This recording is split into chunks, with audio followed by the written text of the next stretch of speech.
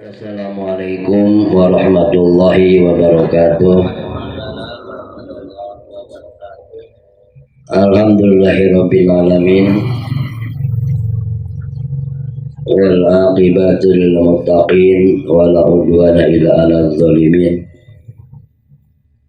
Wassalatu wassalamu ala asyrofil anbiya'i wal mursalin wa ala alihi wa sahbihi wat tabi'in wa tabi'in tabi'ina lahum bi ihsanin ila yaumidin, amma ba'du. Rabbi shrah li sadri wa yassir li amri wa hlul 'uqdatam min lisani yafqahu qawli.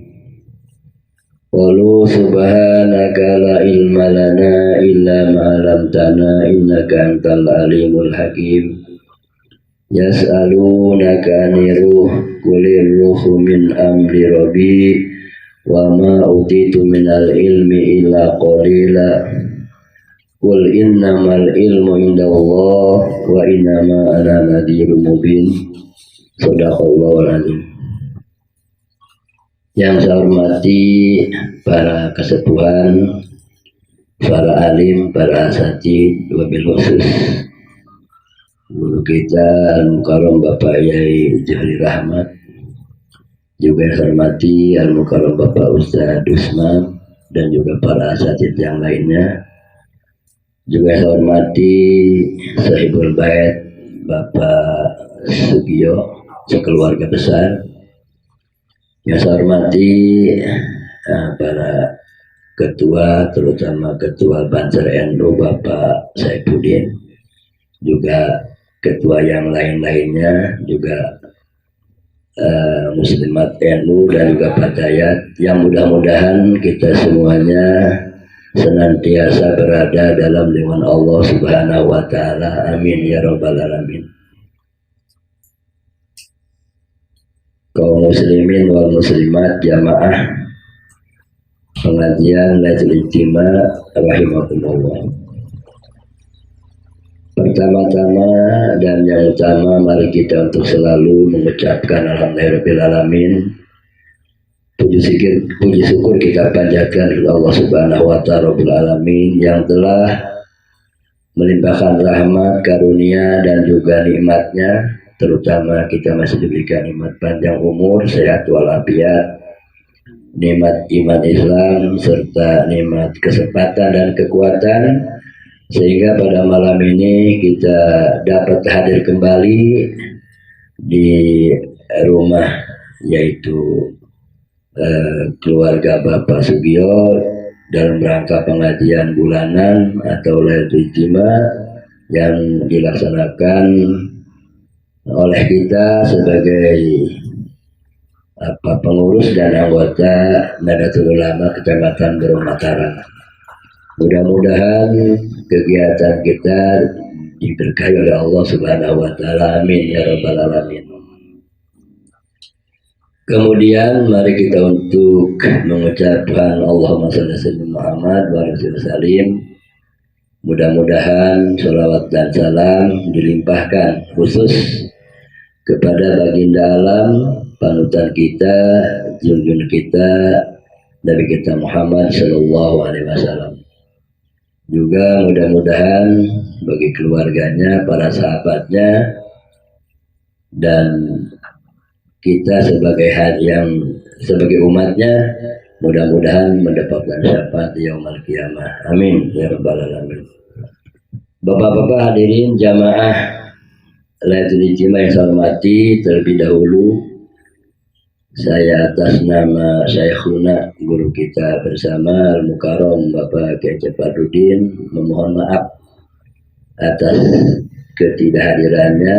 Beliau kecapean sebenarnya karena ngedur ngajar itu dari kemarin, semalam ngajar, paginya ngajar juga subuh-subuh itu di Teluk, tadi sore ngajar di Lampung Timur sama saya di Kertosari, pulang maghrib tadi sama saya tadi. Makanya beliau ke kantor menemui Pak Saifuddin, udah emang ibu aja lah katanya ke sana. Ya alhamdulillah ya, dengan izin Allah Ya saya sebagai santrinya lah, karena saya juga ngaji di beliau, dapat istilahnya memenuhi perintah beliau. Jadi sehingga saya dititipin kitabnya ini, kitabnya Ihya Ulumuddin. Cuman saya bawa satu kitabnya, kitab karangan Hasyim Asy'ari, karena kita harus ulama ini. Insya Allah kita bahas sedikit masalah ulama gitu. Nama kitabnya Irsyadus Sari. Kebetulan saya punya kitabnya ini. Udah lama juga itu. Sebab saya juga memang anggota NU dulu Pak. Dulu saya bergabung di P3 sama almarhum Kiai Hasan Basri. Kemudian almarhum pindah ke PKB. Saya ikut. Jadi saya ini termasuk muridnya Mbah Hasan Basri gitu. Tahu beliau itu. Dari tahun 92 saya. Gitu. Jadi Satgas P3 itu sampai ke PKB. Dan bergabung di NU juga begitu. Sebab almarhum Mbah Hasan itu adalah ketua NU juga, Dewan Suro. Ya, itu. Ya PKB ya NU begitu. Nah pada malam ini kajian kita ini karena biasa rutin yaitu kita Ihya Ulumuddin karangan Imam Ghazali ya. Kebetulan kata Kiai Syekhuna guru kita itu di bab Fadilah Khusyuk Ustaz ya. Kita baca ya biasa. Ini kita beliau juga ini kitabnya. Udah kitab ini aja katanya. Kitab saya ini kosong gitu, kalau ini coretan dikit-dikit gitu. A'udzubillahi minasyaitonirrajim. Bismillahirrahmanirrahim. Qala al-mu'allifu hadzal kitab rahimallahu ta'ala wa nafa'ana bi ulumihi wa lima syaikhina fi daraini amin ya rabbal alamin. Allahumma ftah alaina futuhal arifin bi hikmatika wa ansur ala rahmataka wa zakina ma nasinul akram. Bismillahirrahmanirrahim. Fadilatul khusyu'i utawi kiku kautamaan khusyuk. Qala Allah Ta'ala nandika sapa Allah Ta'ala ing ayat wa aqimi sholata lidzikri lan ngadegaken sira ing salat lidzikri kadu eling dening isun. Wa qala Ta'ala nika Allah Ta'ala wala takun minal ghafilin lan ajana sira ikut tersaking wong kang lali kabeh. Wa qala azza wa jalla lan nika Allah azza wa jalla la taqrabu sholata wa antum sukara hatta talamu ma taqulun. Aja marki sira kabeh ing salat hale utawi sira kabeh kang mabok. Malah yang tahu sira kabeh ing apa ing barang kang ucap sira kabeh. Ila den ucapaken apa lapat sukara utawi mabok ikut saking akeh kabingung. Sukaro min kasrotil hami utawi mabok ikut saking akeh kabingung. Wakilan ucapaken apa min hobi dunya saking demene dening dunya. Wa qala Wahab lan ucap sapa Imam Wahab al-Murbi utawi kana kalawan sukaro Dohiru iku dohiru sukaro papi tabil matepin dalam ayat utawi pangeling-eling ala sakarinya yang atasnya mabok ke dunia idbayinun pihila idbayana pihila tu karena narimanya tapi dalam sukaro apa elat apa alasan Bakola maka ngucap Allah hatta talamu ing ayat hatta talamu mata kuluna malam-malam yang tahu sira kabeh ing barang kang ngucap sira kabeh wa kamin musallin lam yasri khamran wa wala yalamu ma yaqulu fi sholati akeh lan akeh saking kang salat kang ora minum ya musolli ing arak halo utawi musolli ku kang ora weruh ing barang kang ngucap musolli ing dalem salat musolli. Wa qala nabiyyu lan ngucap sapa Nabi sallallahu alaihi wasallam man shala raqataini lam yakhadas nafsuhu fihi ma bi syai'in min dunya gufira lahu ma taqaddama min dambihi ucap wong salat yaman ing rong rakaat kang ora hadas apa wakeman ing dalem rakaataini kelawan sawiji-wiji saking dunia kalau orang carita ke lam yang seolah carita apa artinya uang apa artinya uang piain dalam rokaat ini sakal sawiji saking dunia maka den hampura lau kadu mana apa barangkan dingin ya saking dosa man wa qala nabi sallallahu alaihi wasallam inna masalatu tamasakunun tamasakunun wa tawadu'un wa tadaru'un wa tawa'uhun wa tanadumun wa tadu'a yadaika fataqulu Allahumma Allahumma faman lam yaf'al fahiya khuda'un fahuwa khudahun badan utawi salat iku katenangan lan tawadu handap asor lan DP lan sasambat lan nalangsa lan ele sira ing tangan ro sira maka ngucap sira ing lapad Allahumma du pangeran isun maka sapawung kore megawe yaman bahaya maka tawiya salat khodatun iku kang kurang. Bapak-bapak yang saya hormati, pada malam ini kita akan membahas masalah khusyuk dalam sholat. Tentu harus diketahui dulu apa itu mana khusyuk. Khusyuk itu asal mananya konsentrasi, tenang, ingat kepada Allah Subhanahu wa Ta'ala. Khusyuk itu, jadi khusyuk itu keadaan konsentrasi hati kita hanya kepada Allah. Maka ada yang menafsir khusyuk itu timbul dari rasa takut bisa menjadi khusyuk. Sehingga hati-hati di dalam kehidupan kita kalau kita ada rasa takut. Nah makanya Allah dalam Al-Quran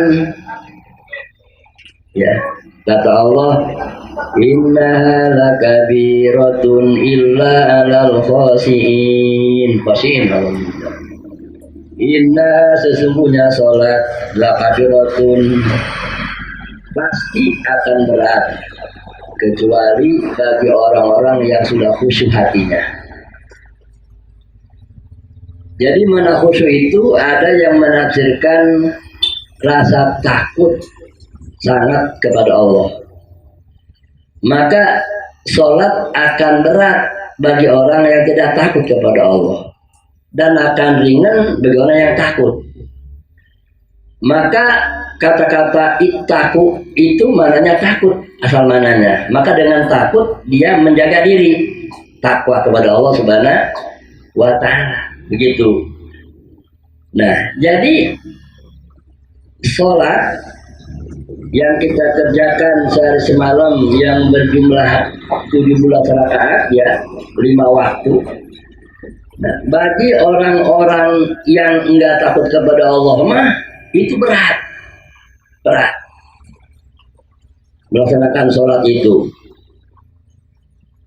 Tapi bagi orang yang kepada Allah ringan saja, karena masalah sholat mah urusan rohani bukan jasmani urusannya.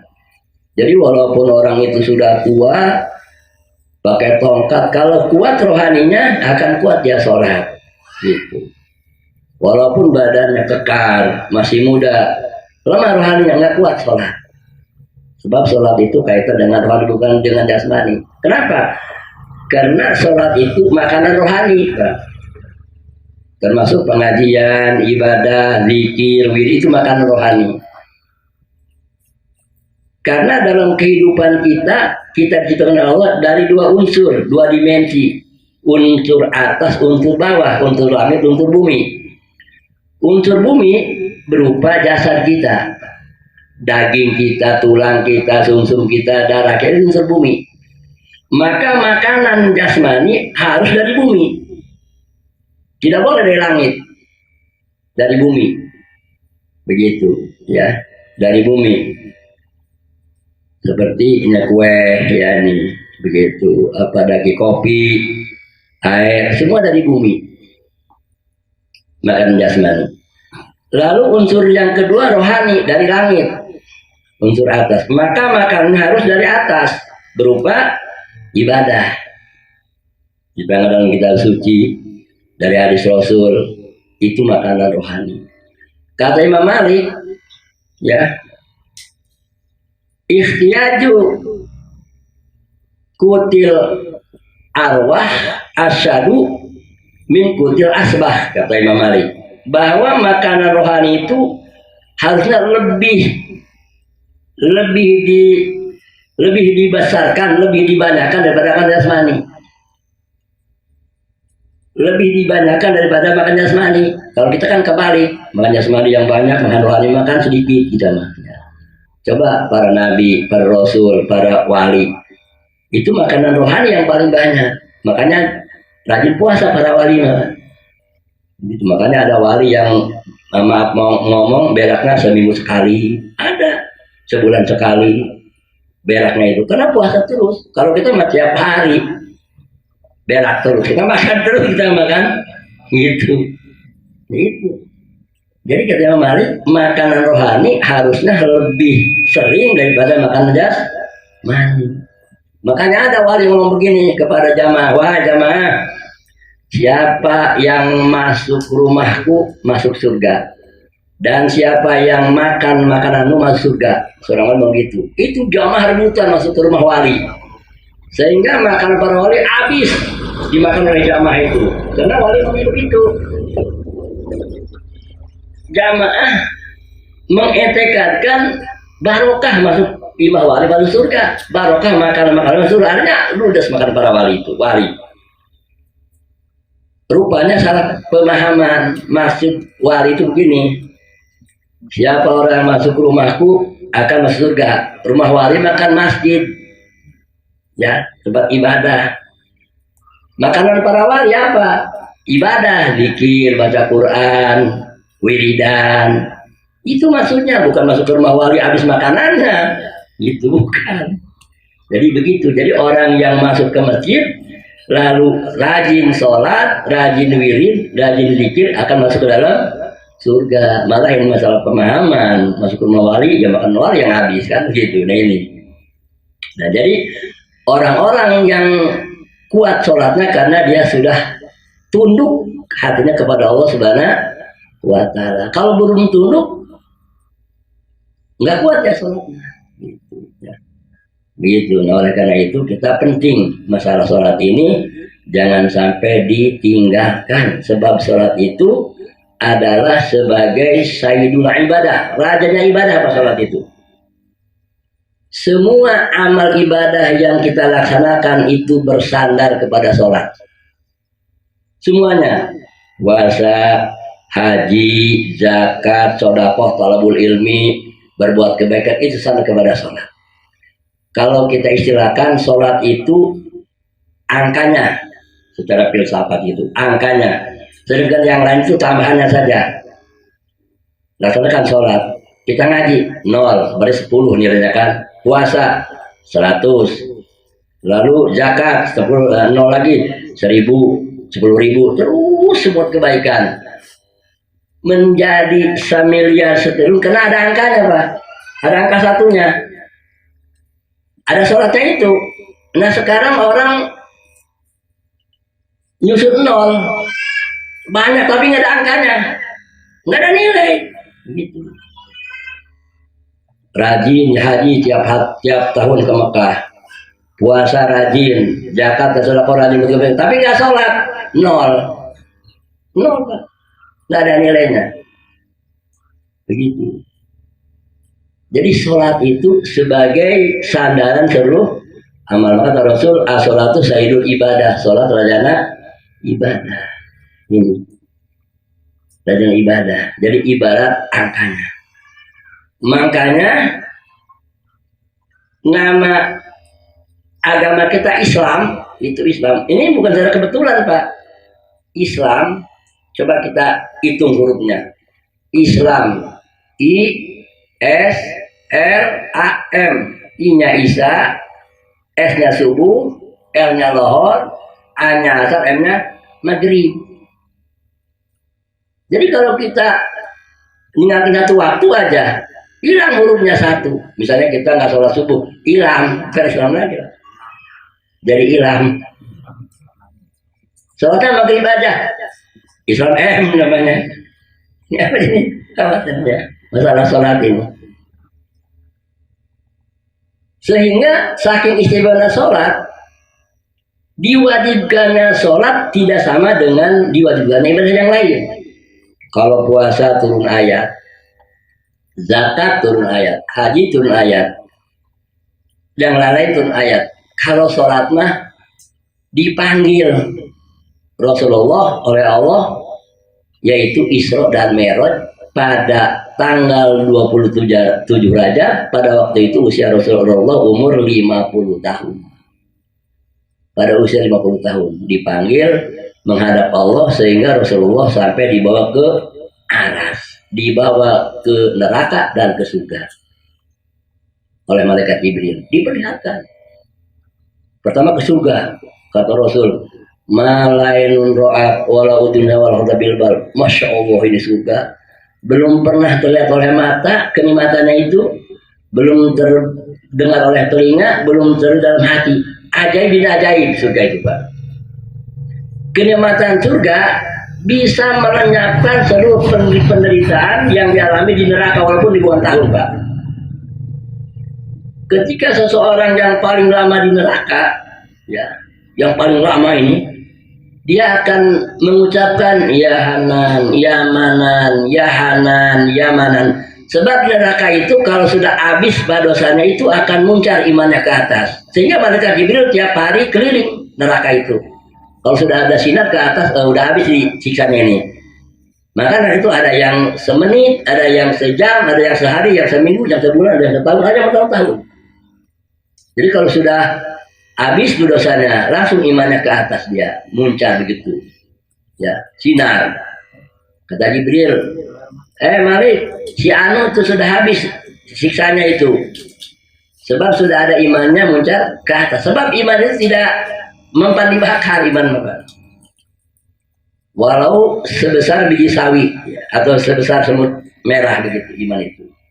Jadi tiap hari.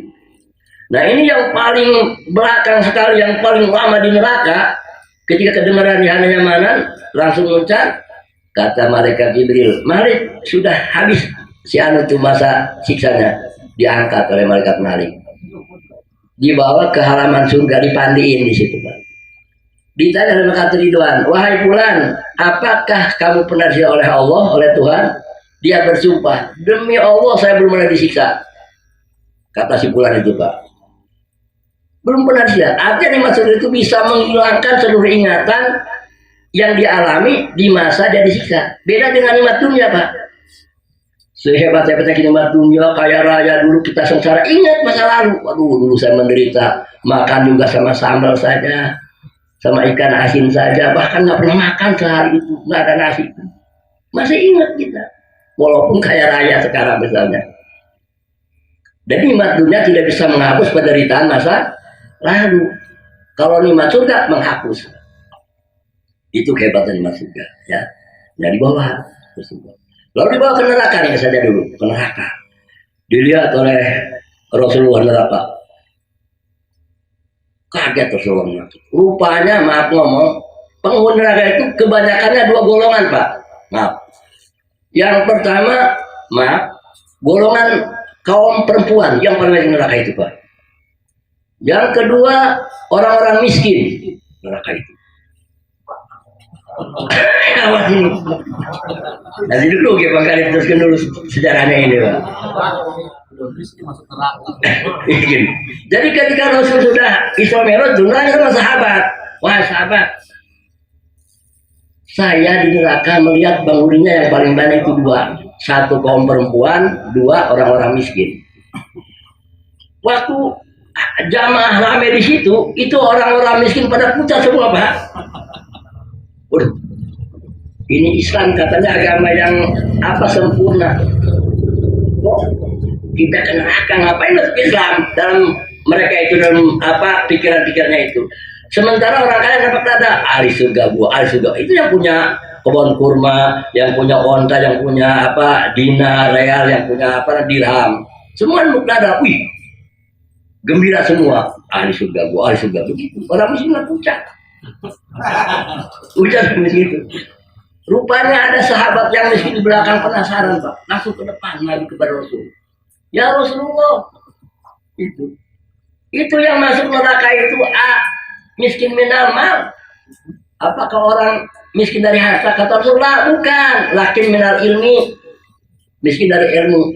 Tidak ngaji. Mana kata Rasul, thalabul ilmi haidatun ala kulli muslimin wa muslimatin. Tolak ilmu itu padu bagi kaum laki-laki dan kaum perempuan. Jadi bukan miskin harta, bukan. Akhirnya yang miskin sangat lagi, oh, benar ini Islam ini. Yang kaya diam lagi dia. Oh iya tuh. Ini awas Pak. Makanya thalabul ilmi ini pekerjaan para rasul, para nabi, para wali Pak.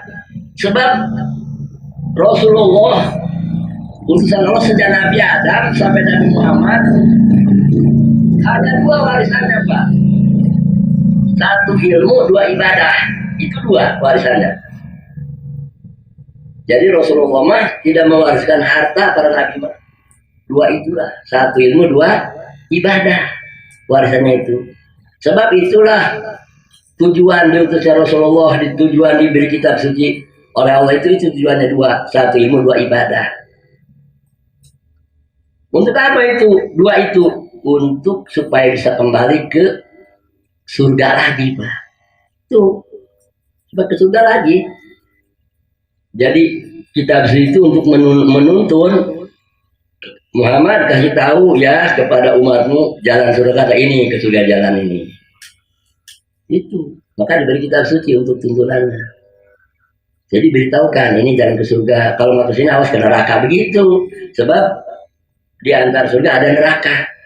Makanya ketika Rasul ngomong begini, kata Rasul, kullu ummati yadkhuluna jannah, semua umatku pasti masuk ke surga.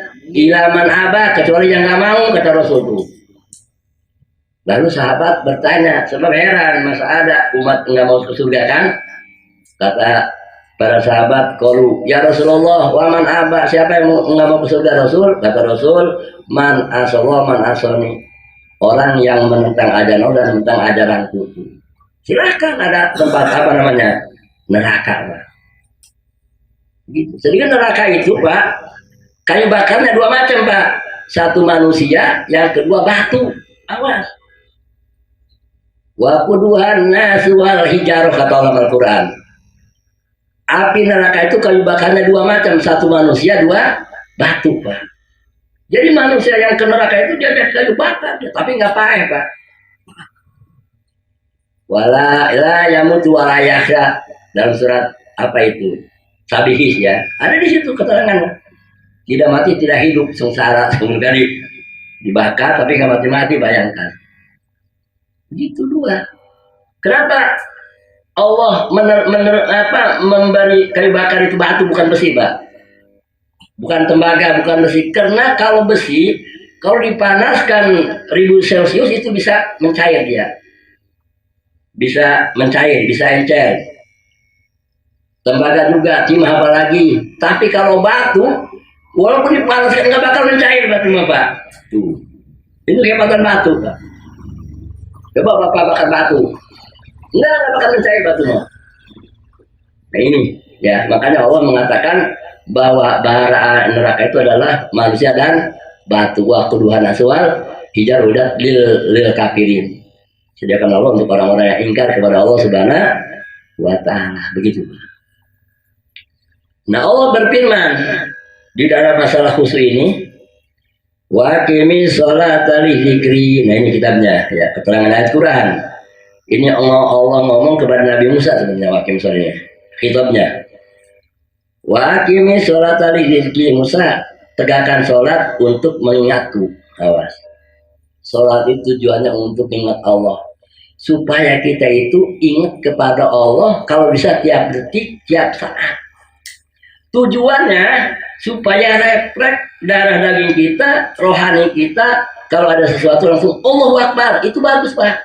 Kata dong, Allahu Akbar, astagfirullah, subhanallah, bagus itu. Daripada kata dong, kampang anjing. Jangan itu. Berbahaya. Makanya ketika ada kecelakaan pesawat Adam Air, ya, yang dulu meledak itu, bagi orang Islam yang menyebut Allahu Akbar, astagfirullah, alhamdulillah, subhanallah, mati ke surga, Pak. Tapi bagi orang yang menyebut selain Allah, anjing, kampang, setan, ke neraka, Pak. Tuh, ini begitu. Jadi tujuannya untuk mengingatku, kata Allah di dzikri itu. Maka sholat itu untuk mengingat Allah Subhanahu wa Ta'ala. Jangan sampai dipahami, kalau ingat kepada Allah nggak usah sholat lagi. Jangan begitu, salah itu memahaminya. Kan sholat untuk ingat Allah, udah Allah nggak usah sholat lagi kan, begitu kan? Kalau udah ingat kepada Allah kan, salah pahamnya itu, Pak. Ya, salah. Sama dengan orang haji, Pak. Kata Rasul, orang yang haji yang sholat di Masjidil Haram 1 rakaat sama dengan 100.000 rakaat. 1 waktu sama dengan 100.000 waktu, Pak.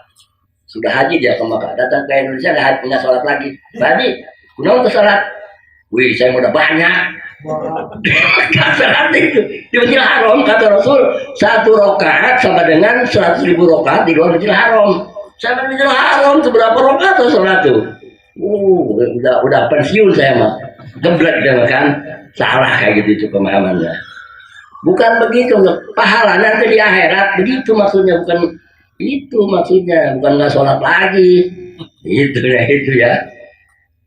Ya, gitu masalahnya. Makanya awas, kita ada banyak paham-paham baru ini. Kayak Profesor Dr. Panji Gumilang itu, gimana? Jangan ke tanah suci, mati tanah suci kita. Goblok gitu. Gimana? Orang berumah-rumah pengen mati di Mekah. Jaminan. Rasulullah mengatakan orang yang mati di Mekah itu kan yakin husnul khotimah, Pak. Awas itu. Kalau yang sedang haji mah, sedang ibadah begitu, husnul khotimah.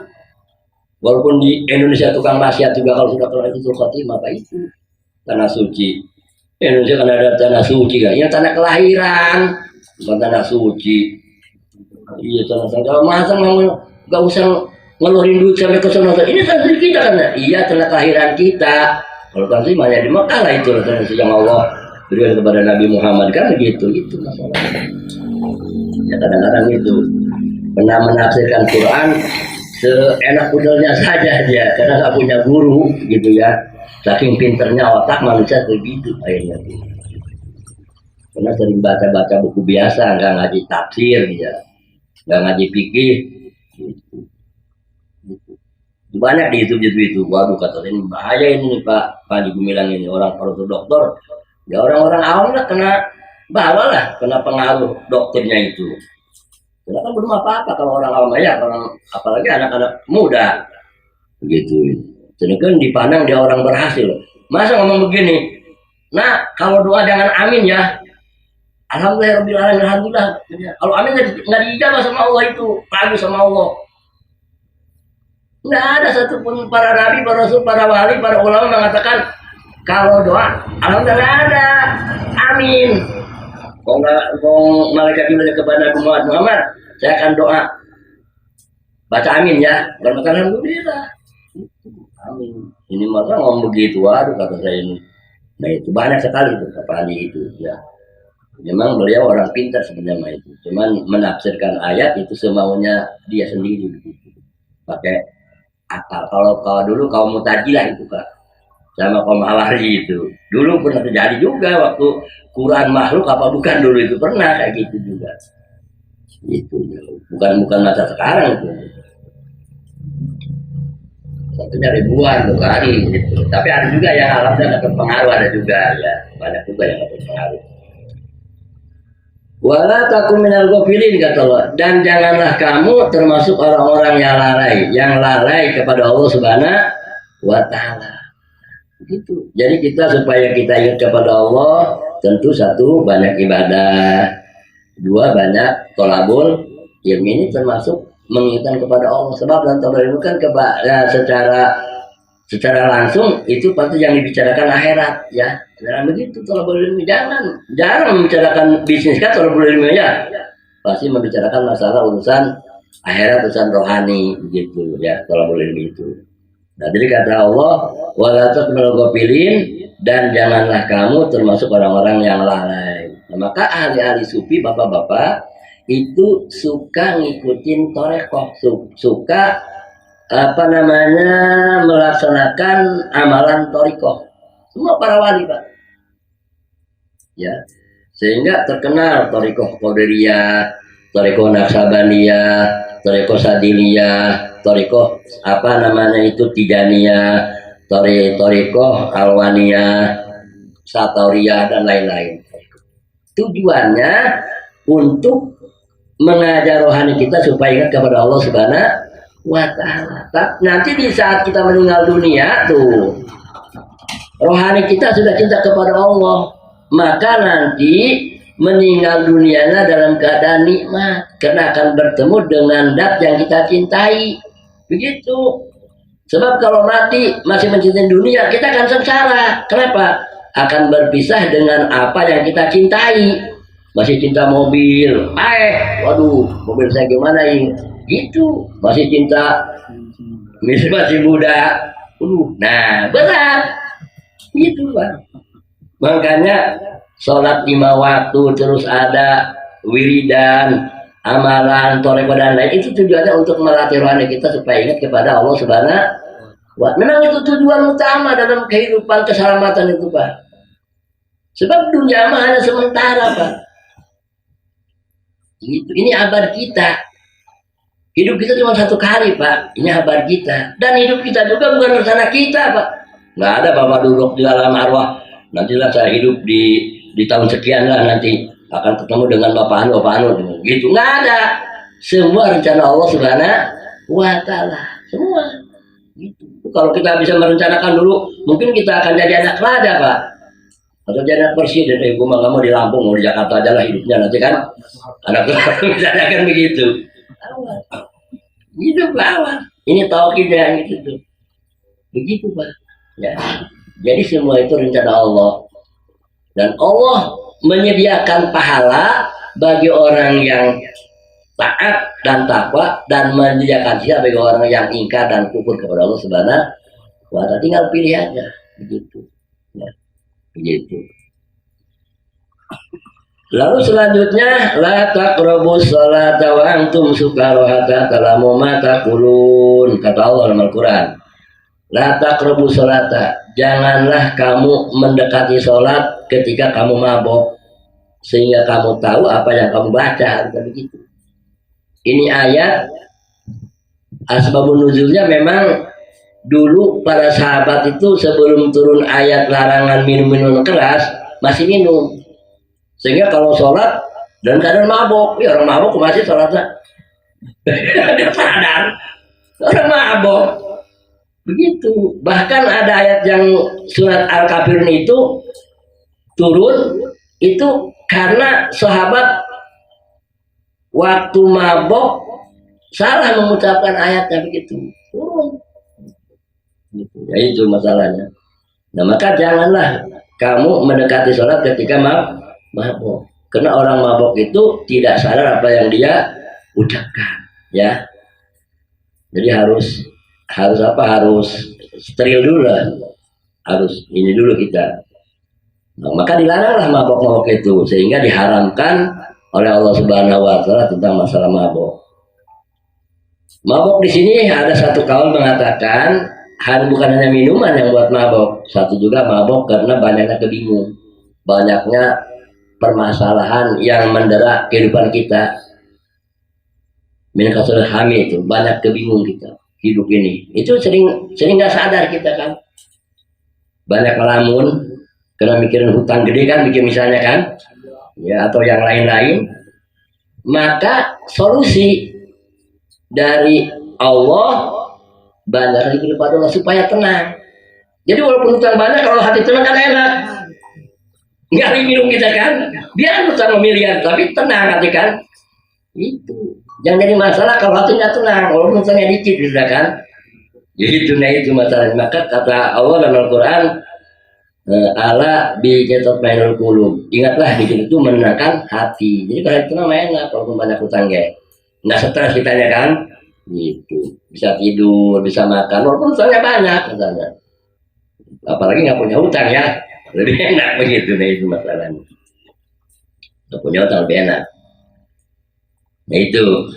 Makanya ditafsirkan hatta kalau mata kulun harus sadar apa yang kita ucapkan ya di dalam hati kita, apa yang kita ucapkan di dalam lisan kita begitu. Jadi ketika kita sholat memang ada yang berpendapat kita melihat bacaan yang kita baca dalam sholat itu hati kita. Ada yang mengatakan juga boleh kita mengikuti bacaan lisan kita hati kita. Kalau bismillah bismillah begitu boleh.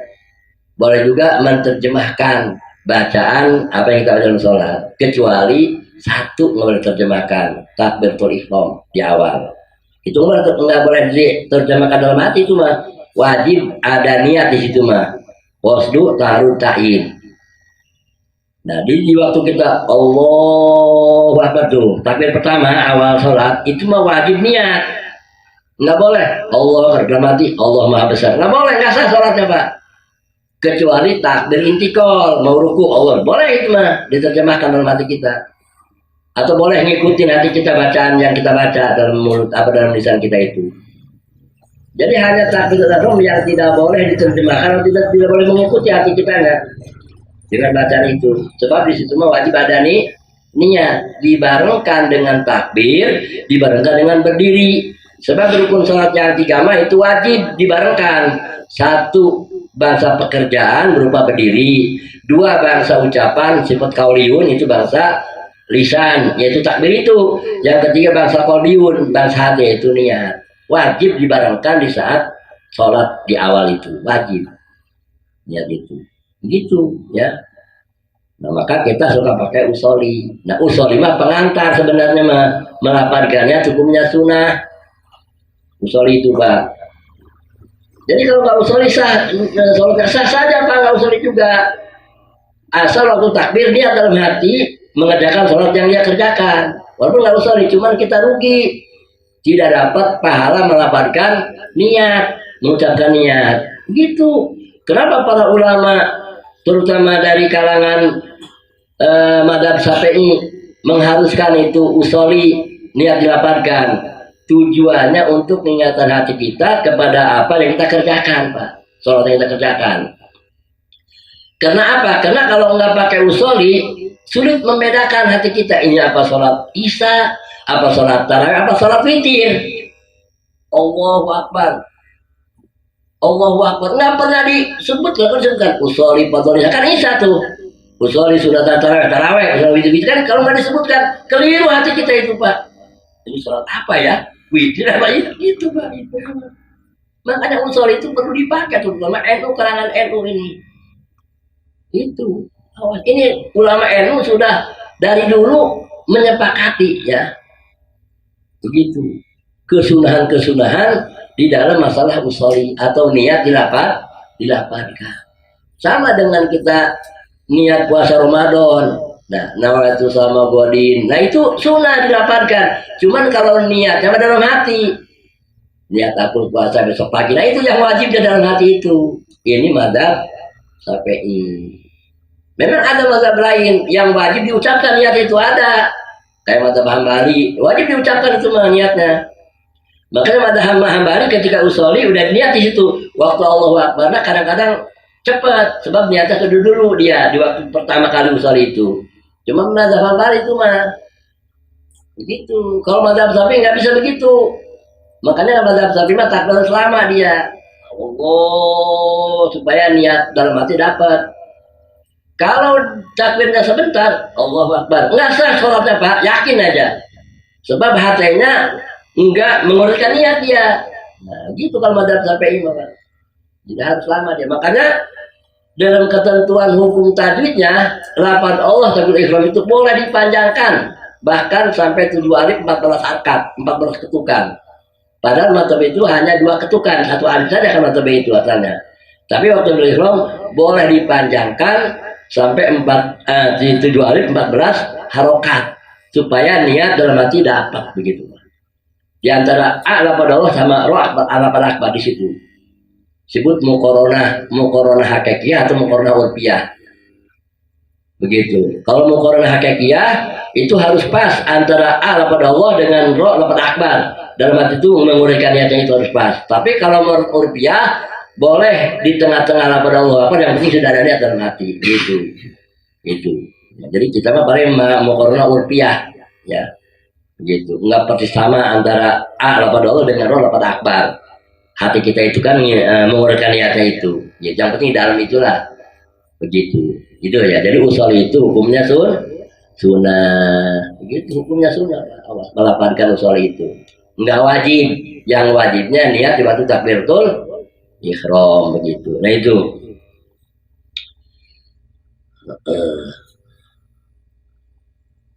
udah berapa ini Pak? Hah? Lewat. Ya nanti kita kedua ya. Ya, istirahat dulu Pak ya.